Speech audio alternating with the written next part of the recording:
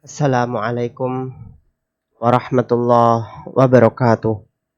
Innal hamdalillah nahmaduhu wa nasta'inuhu wa nastaghfiruhu wa nastahdihi wa na'udzu billahi min syururi anfusina wa min sayyiati a'malina. May yahdihillahu fala mudhillalah wa may yudlil fala hadiyalah. Wa asyhadu anna sayyidana Muhammadan 'abduhu wa rasuluhu la nabiyya ba'dah. Allahumma shalli wa sallim ala sayyidina Muhammadin wa ala alihi wa sahbihi ajma'in, amma ba'd. Jamaah rahimakumullah, kita sudah masuk pada bulan Dzulhijjah dan saudara-saudara kita yang telah menunaikan ibadah haji sekarang sedang berada di Mina untuk melaksanakan lempar jumroh ula wusta aqabah di malam tasyrik dan di hari-hari tasyrik.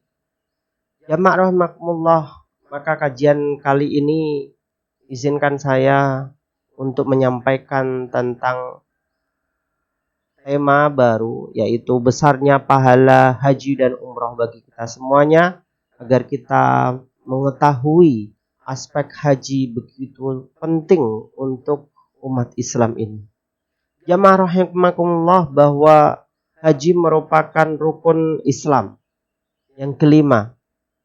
Bagaimana Rasul Shallallahu Alaihi Wasallam mengatakan kepada kita, bunyal Islam ala khamsin, dibangunnya pondasi dasar Islam kita karena 5 hal.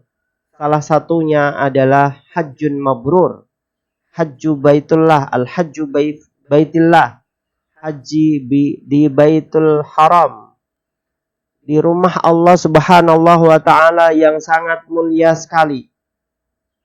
Seluruh muslim akan datang ke sana untuk mengikuti atau pelaksanaan ibadah haji yang sangat luar biasa. Karena hati muslim semuanya terpaut di baitillah ketika waktu dia menghadap Allah Subhanahu wa Ta'ala, yaitu salat 5 waktu atau salat sunnah-sunnah yang lainnya. Maka haji pun menyatukan seluruh umat muslim dari berbagai penjuru dunia.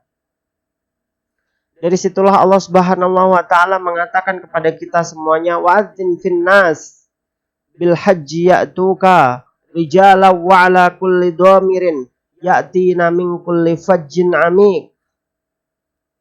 Wa'adzin, dan panggillah annas finnas, manusia, bil haji, untuk melaksanakan ibadah haji. Ya'tuka, mereka akan datang kepadamu, wahai Ibrahim, rijalan, dengan berjalan kaki, wa ala kulli dhamirin, dan naiki unta, ya'tina min kulli fajjin amik, mereka datang dari berbagai penjuru dunia.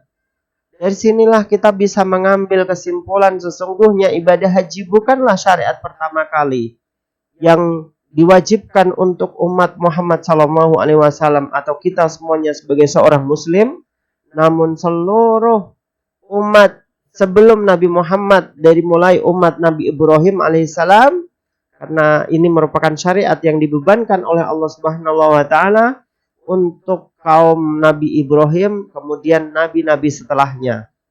Semuanya nabi setelah Nabi Ibrahim melaksanakan ibadah haji sebagai kewajiban atau fardu ain bagi seorang muslim. Ya'tina min kulli fajjin amik, mereka akan datang dari berbagai penjuru dunia. Ada dari Indonesia, ada dari Malaysia, ada dari Amerika, Ghana, Senegal, negara-negara muslim, bahkan Cina, ya. Cina, kemudian Rusia, mereka datang semuanya. Baik itu yang hitam, yang legam kulitnya, yang putih, yang cantik, yang tampan, yang jelek, yang kaya, yang miskin, seluruhnya datang untuk mengikuti, mendatangi panggilan Allah Subhanahu wa Ta'ala lewat Nabi Ibrahim alaihissalam. Jamaah rahimakumullah, perlu kita ketahui bersama bahwa sesungguhnya haji ini mencakup 3 aspek yang sangat penting.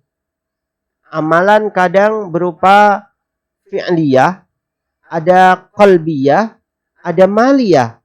Ada amal yang bersifat fi'liyah, bertumpu amal tersebut pada jasad kita, fisik kita.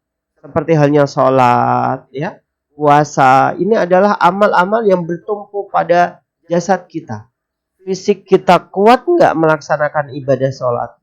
Kalau memang tidak bisa berdiri, maka dia boleh duduk. Kalau dia tidak bisa duduk, maka biasa tidur terlentang. Kalau tidak bisa terlentang, maka bisa menghadapkan kemanapun dia mampu, kemudian isyarat dia. Ini adalah fi'liyah. Ada yang bersifat maliyah, ada yang bersifat fulus, mal, harta. Mampu dia untuk menzakati karena hartanya banyak, wajib dia melaksanakannya. Ada yang bersifat qalbiyah, yang bersifat amal-amal secara hati. Seperti halnya zikir kepada Allah Subhanahu wa taala bisirri, dengan cara rahasia. Allah, Allah, Allah, Allah. Orang lain mungkin tidak akan mengetahuinya. Kamu ngapain? Aku sedang berzikir. Kalau diam dia, berzikir dia. Kamu ngapain? Sedang mikir utang. Ini beda lagi ya. Jamaah rahimakumullah, bahwa sesungguhnya ibadah haji ini mengumpulkan 3 aspek amal yang begitu luar biasa. Ya fi'liyah iya, maliyah iya, qalbiyah iya. Jasadnya mampu dia, bukan berarti jasadnya ini sudah tidak bisa apa-apa, setruk dalam pembarengan, maka tidak bisa melaksanakan ibadah haji. Kemudian hatinya juga harus terpaut kepada Allah Subhanahu wa taala, niatnya kenceng. Kemudian maliyah, hartanya juga mampu. Betapa banyak orang yang hartanya banyak, ya, tapi niat tidak ada di dalam hatinya. Padahal fisiknya bagus, masih muda. Pak, kenapa kamu tidak haji?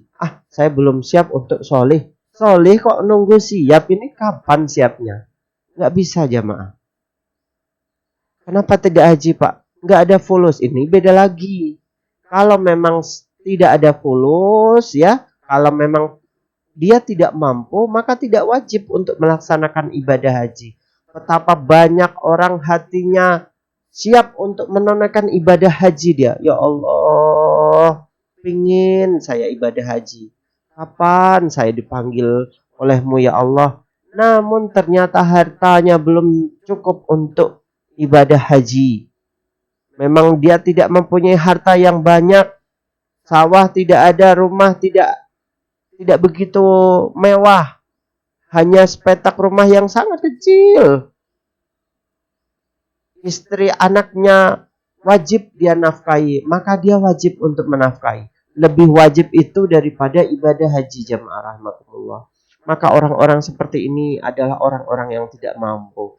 Karena ibadah haji ini mengumpulkan 3 aspek itu, fi'liyah, maliyah, qalbiyah, maka Allah Subhanahu wa taala menjanjikan banyak hal kepada orang-orang yang ibadah haji. Al-hajjul mabruru laisa lahu jazaa'un illal jannah. Haji yang mabrur itu tidak ada balasan kecuali surganya Allah Subhanahu wa taala. Balasannya langsung surga. Bukan balasannya ecek-ecek. Kalau balasannya ecek-ecek mungkin nggak perlu harus haji, ya kan? Naruh saja undian, nanti balasannya motor atau sepeda, ya kan? Atau hadiah-hadiah kipas angin lah dan lain sebagainya. Ini hadiahnya hadiah surga, jamaah rahimakumullah. Surga yang di dalamnya mengalir sungai-sungai yang sangat indah sekali. Surga yang di dalamnya ada kolam-kolam yang sangat indah, rumah-rumah yang terbuat dari mutiara-mutiara. Surga yang di dalamnya terdapat di sana seorang perempuan-perempuan yang lentik, indah, cantik, menawan. Ka'annahunna lu'lu' wal marjan, seperti halnya mutiara-mutiara yang berkilauan. Inilah surga. Maka disinilah jamaah rahimakumullah aspek dari hajjun mabrur. Dalam hadis yang lain disebutkan man hajja falam yarfus walam yafsuq raja'a min dunubihi kayaumi waladatsu ummuh. Barang siapa yang haji dia falam yarfus, dia tidak melaksanakan kata kotor selama haji, walam yafsuq, dan dia tidak berbuat fasik, kepada orang lain, raja'a min dunubihi kayaumi waladatu ummuh. Maka dia akan kembali dari haji tersebut seperti halnya anak yang dilahirkan dari rahim ibunya tanpa dosa apapun itu. Sekecil apapun, dia bersih sama sekali dari dosa-dosa. Ini luar biasa jamaah. Balasannya sudah surga. Orang yang kembali dari haji itu tidak mempunyai dosa sama sekali. Tapi ini dosa kecil. Kalau dosa besar tidak bisa diampuni kecuali dengan taubatan nasuha. Kalau memang dosa dengan hakul adami, maka tidak bisa diampuni kecuali dia minta maaf kepada hakul adam tersebut. Dia nyuri, dia maling, wajib mengembalikan apa yang dicuri dari orang lain atau korupsi, minta maaf kepada negara, mengambil, maka mengembalikan sesuai apa yang dikorupsi tersebut. Selama itu tidak dilaksanakan, maka tidak akan diampuni oleh Allah Subhanahu wa taala. Meskipun meleleh-leleh dia di depan pintu Ka'bah. Tidak bisa. Ini tidak bisa. Maka jamaah rahimakumullah, harus kita pahami bersama apa itu pengertian dari hajjun mabrur. Haji yang mabrur itu sesungguhnya seperti apa? Yang dijanjikan oleh Allah Subhanahu wa taala, laisa lahu jazaa'un illal jannah. Surga balasannya itu seperti apa? Haji mabrur jamaah rahimakumullah, harus kita ketahui bersama, haji mabrur adalah haji yang diterima oleh Allah Subhanahu wa taala. Tanda-tandanya ada 3 aspek, di antaranya adalah seorang yang selesai pulang dari haji, wajib dia semakin takwa kepada Allah Subhanahu wa taala, semakin taat kepada Allah Subhanahu wa taala. Ini adalah tanda-tanda kecil. Kalau dia memang setelah haji, Pak, haji, ada tetangga saya haji, Pak. Terus gimana? Dia pulang dari tanah haram bukanlah ke masjid, malahan seringnya ini ke diskotek. Ini bukanlah haji mabrur, ya. Bukanlah haji mabrur seperti itu. Wah, cerita lagi. Ada tetangga saya, Pak. Sebelum dia haji, dia malah celana pendek, Pak. Terus, sepulang dia dari tanah haram, bukannya dia celana panjang, malahan tidak bercelana. Ini parah lagi. Maka ini orang-orang yang bukanlah haji mabrur, ya. Haji mabrur itu tanda-tandanya semakin dia takwa kepada Allah Subhanahu wa taala. Semakin dia dekat kepada Allah Subhanahu wa taala. Yang awalnya sholat 5 waktunya di masjid cuma 2 kali saja, maghrib sama isya, maka ini semakin 5 kali. Semakin setiap jamaah, setiap adzan berkumandang, dia langsung cepat-cepat menuju ke masjid, ya. Tanda-tanda berikutnya adalah kata Rasul sallallahu alaihi wasallam, it'amut tu'am. Adalah orang yang haji haruslah memberikan makan kepada orang-orang yang tidak mampu. Itu amut to'am, berikanlah makanan kepada orang-orang. Berarti dia dermawan, artinya orang yang haji mabrur adalah orang yang dermawan. Semakin hari semakin kedermawaannya menguat di dalam hatinya. Tidaklah haji mabrur ketika pulang dari tanah haram, ternyata dia menjadi orang yang pelit. Tidak mau memperhatikan orang lain. Tidak mau memberikan infak kepada orang lain. Ada sedekah masuk ke rumahnya, Pak, minta sedekah, Pak, untuk pembangunan masjid ini. Infak, Pak, untuk pondok ini dan lain sebagainya. Ditolak sama dia. Kamu nggak tahu, saya ini sudah haji. Saya tanpa infak-infak ini sudah masuk surga. Jadi udahlah, nggak perlu infak-infakan, kamu pulang-pulang saja. Saya ini amalnya sudah banyak nih. Jadi nggak perlu infak-infakan macam itulah. Nah, ini tidak bisa jamaah rahmatullah. Itu amut ta'am, ya. Yang kedua adalah afsus salam, tebarkan salam kepada orang lain. Artinya pulang dia dari haji menjadi orang-orang yang menebarkan kasih sayang kepada orang lain. Dia humble kepada orang lain. Dia memperhatikan orang lain tanpa meninggikan derajatnya dari orang lain. Jangan sampai pulang dari haji kemudian dia hanya ingin diperhatikan orang lain, ditinggikan derajatnya oleh orang lain. Tidak bisa. Ini harus orang-orang yang rendah hati. Bukan merendahkan diri, tidak.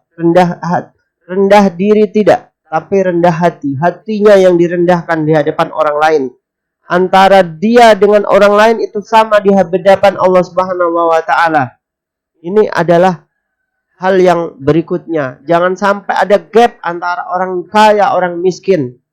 Saya ini sudah haji, harus ente panggil Pak Haji, Bu Haja. Kalau tidak, maka tidak afdal haji saya. Undangan itu harus tertera Pak Haji. Kalau memang tidak ada hajinya, saya akan menolaknya. Ini haji 60 juta loh. Jangan main-main ente sama saya. Ini nggak bisa jamaah rahimakumullah. Nggak bisa. Orang yang seperti ini hanya meninggikan kesombongan di hadapan orang lain, tapi tidak menganggap dirinya sebagai orang yang haji mabrur.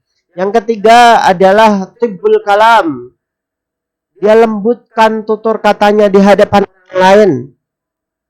Kepada orang lain santun, baik, ya, ngomongnya terstruktur, tidak menyakiti orang lain. Ini adalah hal-hal yang harus kita perhatikan dari pelaksanaan ibadah haji yang dikatakan oleh Allah Subhanahu wa taala hajjun mabrur.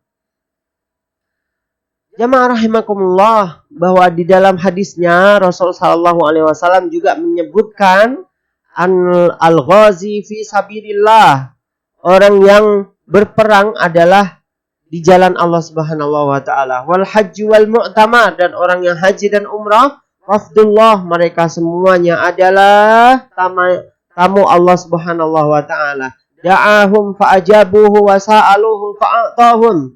Mereka berdoa kepada Allah Subhanahu wa taala, akan dikabulkan oleh Allah Subhanahu wa taala doanya. Dan ketika mereka meminta kepada Allah, permintaannya akan dikabulkan oleh Allah Subhanahu wa taala. Jadi permintaan orang-orang yang haji mabrur insya Allah akan dikabulkan oleh Allah Subhanahu wa taala selama dia hajjun mabrur.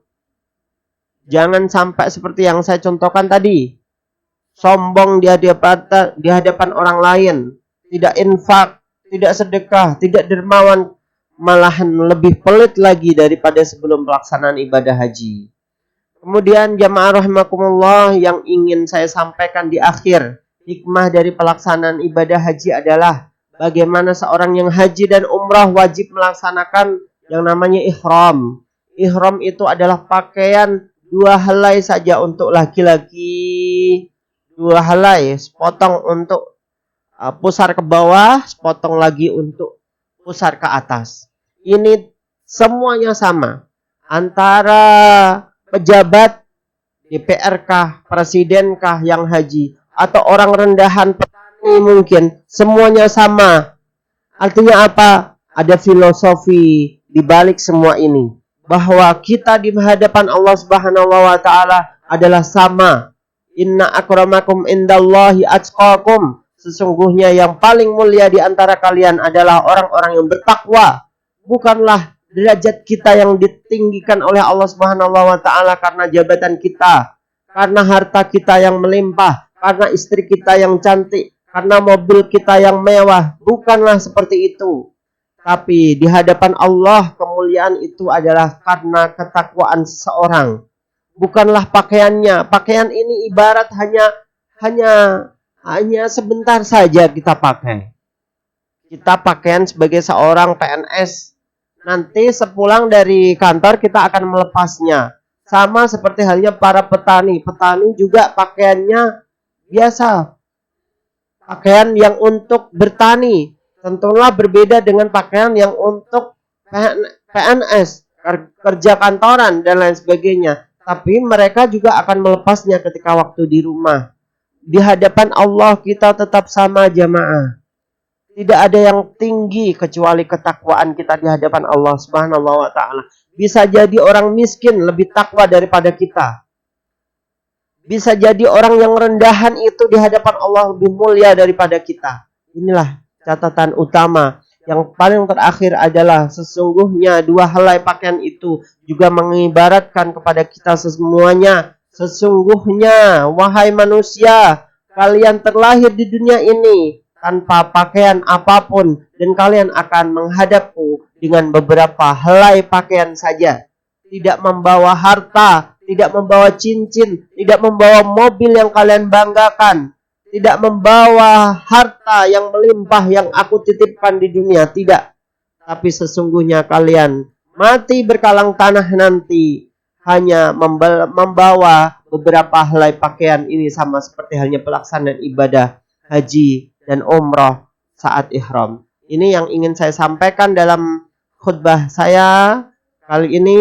Semoga bermanfaat untuk kita. Mari kita berdoa bersama, semoga saudara-saudara kita yang tahun ini berhaji dan umrah semoga mendapatkan hajjan mabruran, haji yang mabrur, wasa'yan masykuran, wa dzanban maghfuran. Doanya dikabulkan oleh Allah Subhanahu wa taala. Amal ibadahnya diterima oleh Allah Subhanahu wa taala serta dihapuskan segala dosa-dosanya. Amin ya rabbal alamin. Wassalamualaikum warahmatullahi wabarakatuh.